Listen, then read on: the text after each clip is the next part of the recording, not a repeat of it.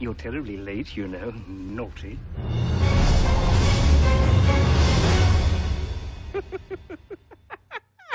Hey everybody, I'm Tatsudoshi. I'm Cord Bourbon. And today we will be reviewing Tim Burton's Alice in Wonderland.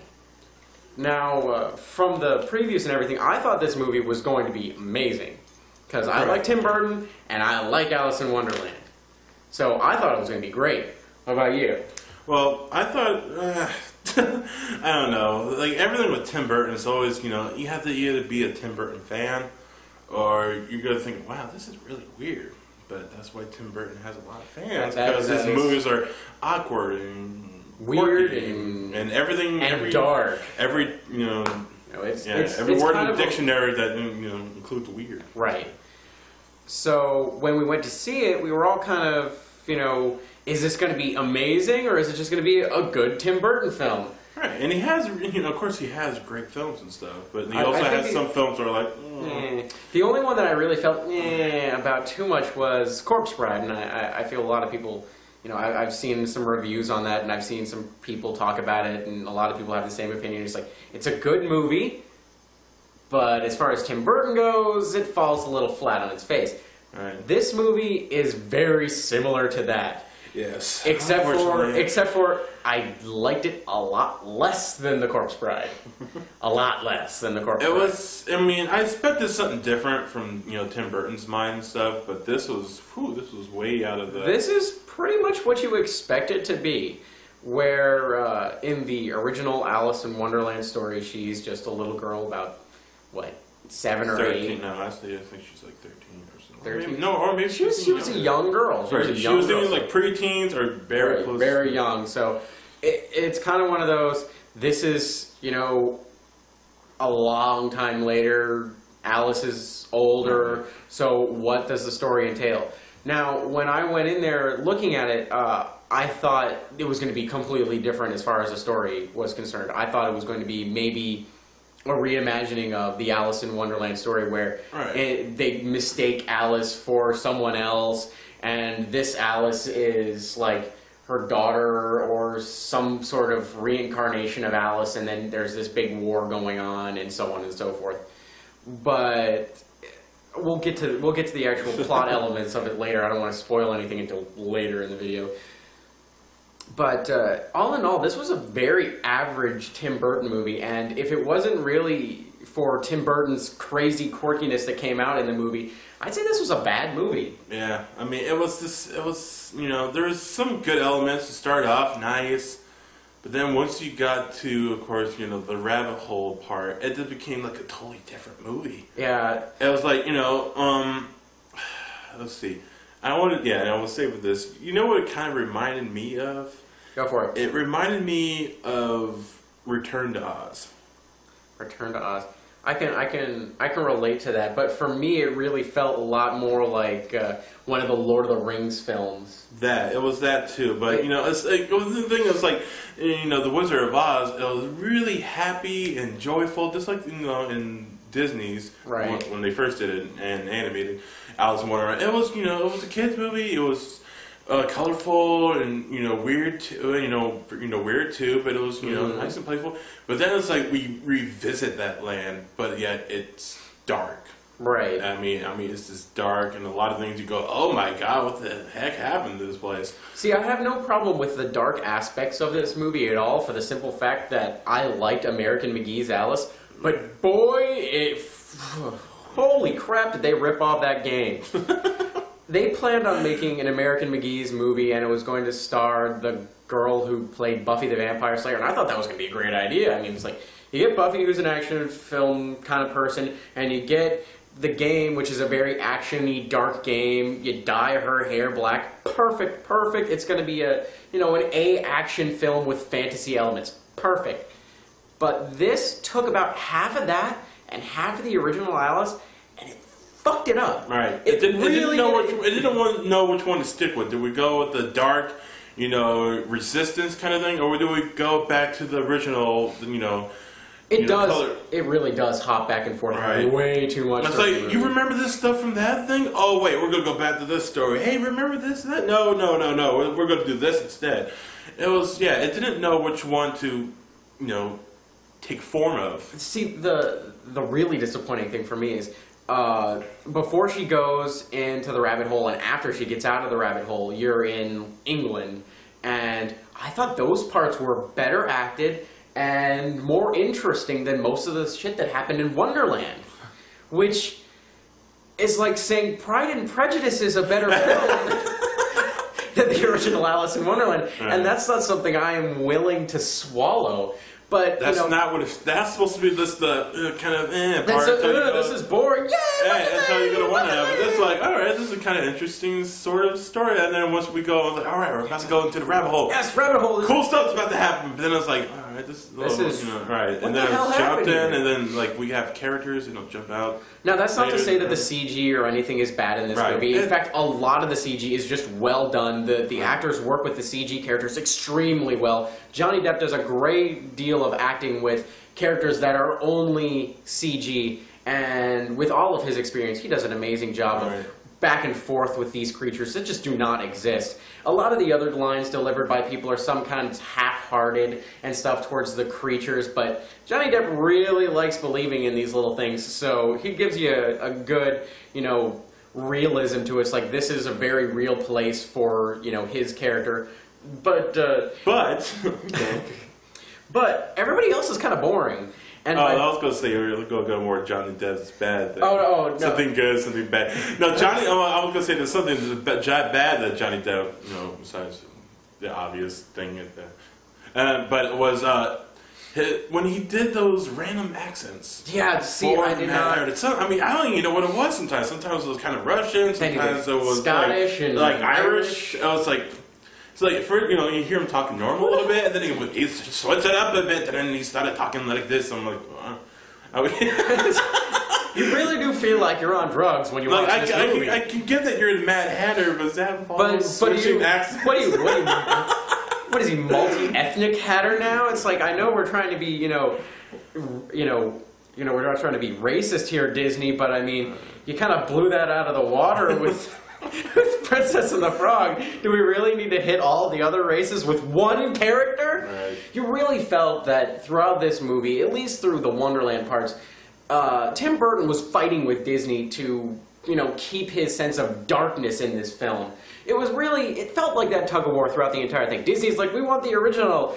And Tim Burton's like, I'm a creepy man. You told me to make this movie, so I'm going to make it the way I want to. And they're like, no, don't do that, Tim Burton. You're a bad man. It kind of had that, sort of Bambi feel to it again. It's like, just about, when Bambi's, mother was just about to got shot. It's like, no, that's too much darkness. Let's throw some happy in there. By having some birds swimming in the pond and shit. It's like the same thing. It's like, that's where you thought, oh man, this is really depressing. You got, people imprisonment and, and helplessness and the people just, losing it. And then it's like, we went to, nice and happy kind of sort of thing. And then it's a very confusing thing. Right. The best, in my personal opinion, the best character in the film was the March Hare, was the actor who played him, an amazing job. He kind of sounded like Dan Castellaneta, but he's not, just so you know. I double-checked that. He's not. He does sound like him. Even in the commercial, you see him, throwing the cup of tea and saying, "You're late for tea," and it's like, oh my god, that's Dan Castellaneta. I looked it up. It's not, which is surprising to me, because I'm usually very good at picking out voices. And speaking of voices, this thing also had a lot of good voice cast in it. The thing is I really liked the entire cast for the film. A lot, but, half of the acting fell flat on its face, but it wasn't the stars that were doing it. It was those random people in the background who were like, what the fuck are you doing here? Please move. I can't see the actor. Like the Queen's assistant, servant, whatever the hell he was, you really don't get any emotional connection to him. You immediately see him, you're like, this guy's a dick. Right. And he's a dick. I was just thinking Willard the whole time. What? Willer. Oh, yeah, Willer. I think from that one movie with the rats. Oh, Nice. Okay. Yeah, he was that guy. Oh, wow, that's obscure. I like that movie. Well, he did a terrible job in this movie, and you saw him every time he's on screen. It's like, oh great, we're gonna get 5 minutes of dialogue that we're not gonna fucking understand, and I'm missing all the cool shit the animals are doing over there. Right.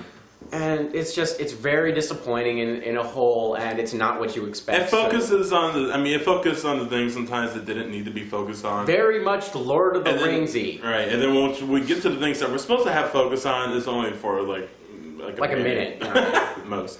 So, if you really like the Lord of the Rings films and you really liked Alice in Wonderland, you'll really like this film because there's a lot of walking, a lot of talking, and not a lot of fun. Right, but if you had like a strong attachment, if you really love Tim Burton, right, then of course you're going to already see this movie, and you've probably already seen it, right. And you're either disappointed by it or you say it's an alright film, but it's not one of Burton's best. Right. That said, it's time for some spoilers. Spoilers. Holy balls! This movie's story jumps around like a motherfucker. Right. Like, it's at the beginning of the movie, it's Alice is a little girl and she's having horrible, horrible nightmares of Wonderland. And she's got a strong connection to her father. Bam! Fast forward, Princess and the Frog all over again. Right, now we want to emotional attachment. Now we went to whatsoever. 6 or 7 or whatever the original age, I guess, of Alice is supposed to be. And then we went boom. 10 years later. Yeah, you're about to be 20. Yeah, you're almost 20, and through the entire beginning, there's this semi-established connection between Alice and her father, that there's this deep-rooted connection between her and her father. Throughout the entire movie, actually, she starts quoting him and shit. Right. But the thing is you don't get that feeling. It's the Princess and the Frog, like I said, all over again. There's this character there for 2 minutes. You don't relate to him, and then they're gone, they're dead. You don't explain how he died. You don't explain anything. There's a lot of movies that do that. That you have that. Hey, you have that kind of father and daughter, or father and son thing for like maybe 2 or 3 minutes, and then boom, the father is usually out of the picture, and then that's it. And like you don't have no connection. People, you need to have them more than that in order to have a connection towards a character. You know what? Treasure Planet, another, I think it was a Disney film. Nobody watched it. I watched it. I thought it was good. It's basically a tale of, it's kind of like it's basically the Treasure Island kind of thing. But, in that book and in that movie, there is no established connection between the kid and his father. And they don't show the father for good reason, because there should be no fucking connection to this person, because this person has no connection to them. Completely useless. Forget it unless you're actually going to put some emotion into it. 5 more minutes wouldn't have killed that movie. Put some heart into the damn thing. Tell us how he fucking died. It's not that hard. But, back on the movie. Back on the main part of the movie, Alice goes to this party, and it turns out, oh, surprise, surprise, it's her engagement party, and someone's going to ask her, this ginger kid's going to ask her to marry him. Oh, God. And these people are the most annoying people in the entire world. And like I said, this was the better acted part of the movie. So, right. You actually feel some connection to this part of the movie, and you're like, this is bullshit. Why the fuck should she marry this stupid idiot with the buck teeth and the ugly face and the annoying personality? Right. And you see characters there that resemble ones that would be in Wonderland. Like, immediately you see these 2 twin girls who finish each other's sentences and talk to each other and talk back and forth. And one says this, one says let's do this, and one says let's not do this. It's Tweedledee and Tweedledum, and they actually make that fucking reference at the end of the damn movie. She's like, you 2 remind me of 2 dumb boys I knew. That's her line. You remind me of 2 dumb boys I knew. Actual dialogue. Alright, so long story short, Alice says no, ends up in Wonderland, and they have a 10-minute long scene of Alice trying to get through the damn door. The little tiny door that she got through in like a minute. A lot of people, characters in the background saying, she doesn't realize, why should she not remember this from the first time she did it? She's taking an awful long time. I think the audience is getting quite bored with this. Right. And we're thinking alright, so she's done this already now? So what the fuck is going on here? There's no established anything, so you're kind of confused, and I think they wanted some sort of confusion to it, but this is a little too much. I mean, I've seen the original Alice in Wonderland, I've played the games, and I've read the book, and I know what's going on in the original story, and they kind of just went whack and cut all the substance out of it. So she basically moves along, and she goes to find a couple of characters like the little mouse and with the needle. We'll get that. Tweedledee and Tweedledum. Tweedledee, Tweedledum, the White Rabbit, the Mouse in the Teacup, I can't remember. Yeah, Mouse in the Teacup. It's called Mouse in the Teacup. Mouse in the Teacup. And the Caterpillar, and they consult this calendar of predictions that says the end of the Red Queen's era ends with Alice slaying the Jabberwocky. Now, if you've played American McGee's Alice, you already know how this ends. But for people who don't know, Alice slays the fucking Jabberwocky with a fucking sword. Right, because it's been you gotta do this. You gotta do this. The whole movie is like, well, you can't. The paper's telling us that this is actually going to happen. So guess what's going to happen? Spoilers, it's gonna fucking happen. Right, so that basically means no surprises. This is the movie. You know how it's like basically. Oh, by the way, here's the script of the movie. Here's the entire fucking movie in PowerPoint presentation. It's only going to be 4 slides. You get here, we do some weird shit, bad shit happens, you kill the Jabberwocky. End. And that's it. That's the fucking movie. Right, so you move to the parts, yes, it moves, she runs away from some creature, you see some eye gouging. Let's talk about that for one quick second. This mouse, the little teacup mouse, the little innocent teacup mouse that you need to put jam on his nose to calm its ass down, that motherfucker has a needle, and it will gouge your eyes out if you're not fucking paying attention. Right. At one point, this mouse plucks the fucking thing, plucks this eyeball out of this giant monster, who later becomes their friend.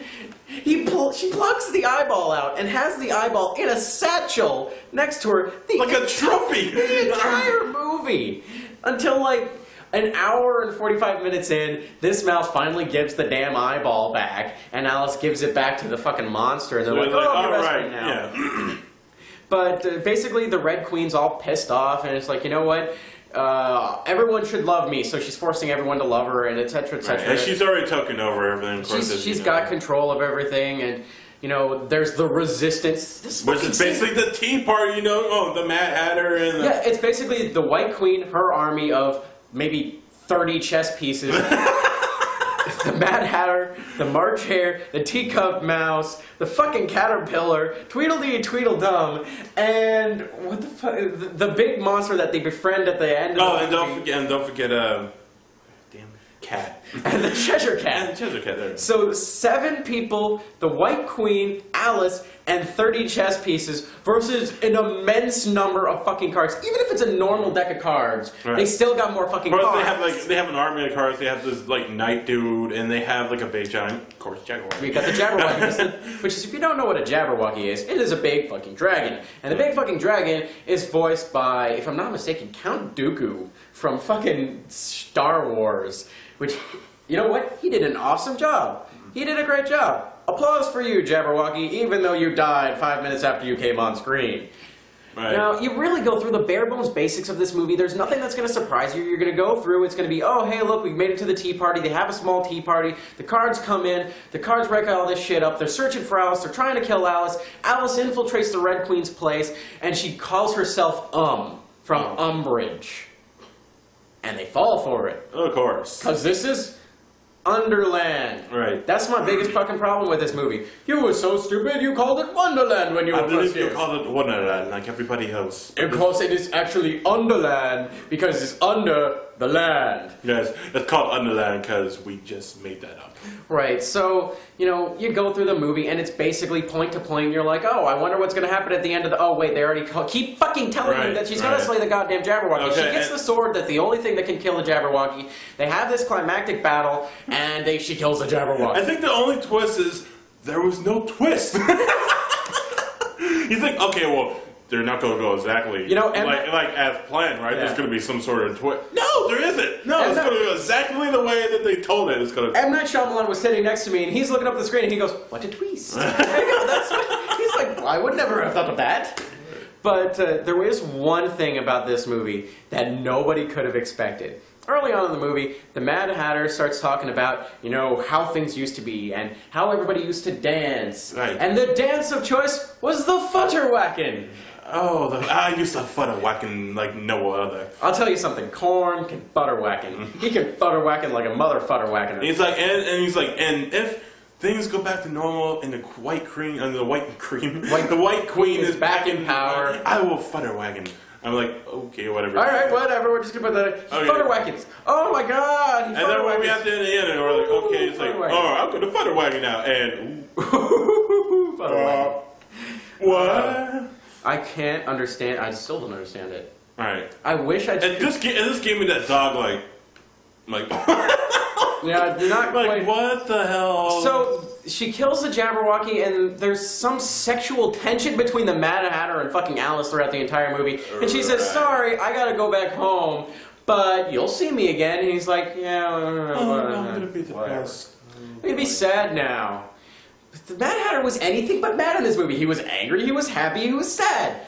Well, where was the fucking man? He did have those, moments, of course, when his eyes changed. Yeah, but everybody kept snapping him out of it. Right. It's like, dude, come on, let him fucking go. I want to see this.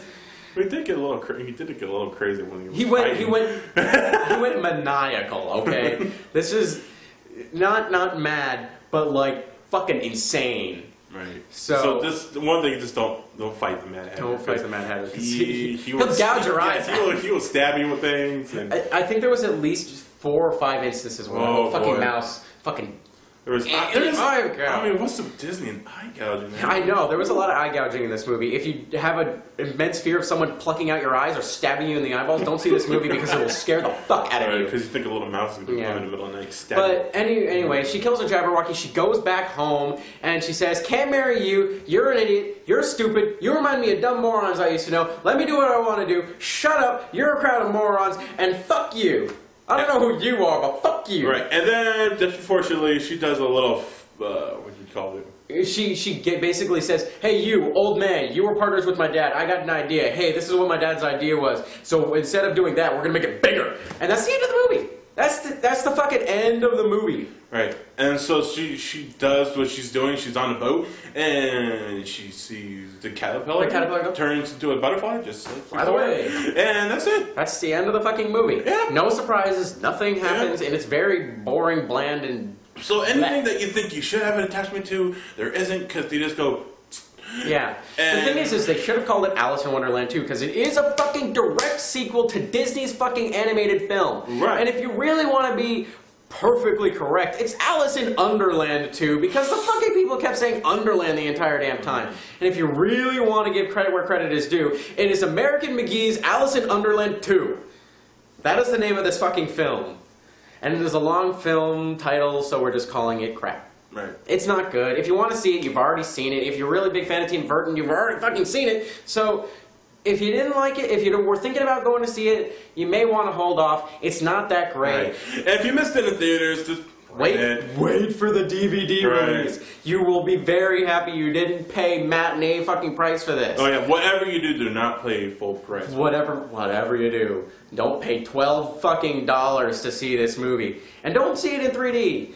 If it isn't even 3D, I don't even know if it's in fucking 3D, but if it is in 3D, don't see it in 3D. Okay, I think that's about wrapped it up. That's about wrapped it up. So, until next time, I'm Tatsudoshi. Now, Corn Burn. And we'll see you later, bitches. Woo!